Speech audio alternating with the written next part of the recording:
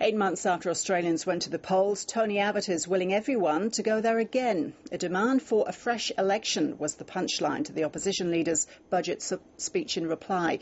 He says it's the only way to restore authority to governments, but his entire speech has been dismissed by Labor as a failure of leadership. From Canberra, Bronwyn Herbert reports.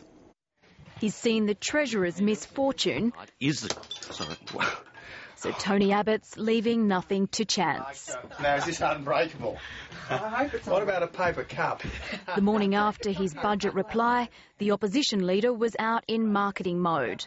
I challenge people to read the funereal dirge from Wayne Swan and to read my budget reply and make a judgment about who has a vision for Australia. That vision on show last night, more an election platform. Only an election could make an honest politician of this Prime Minister. Only an election can give Australia a government with authority to make the tough decisions needed. A message to the so-called forgotten Australians that he's on their side. That's what Australia needs. Not a carbon tax, but an election. We are a government and we have a job to do. And our job is not to respond to whatever Tony Abbott throws at us. A gas leak at Canberra Airport didn't slow everyone down.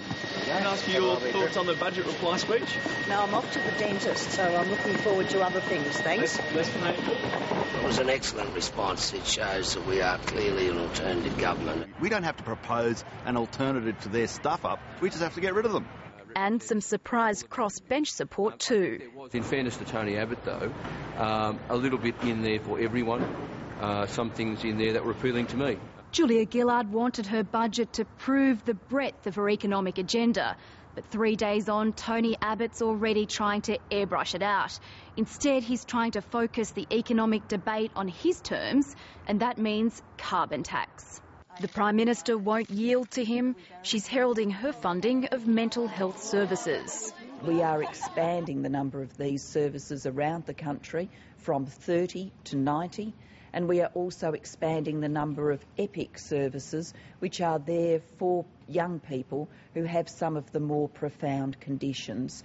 Trying to get more Australians into her own headspace. Bronwyn Herbert, ABC News, Canberra.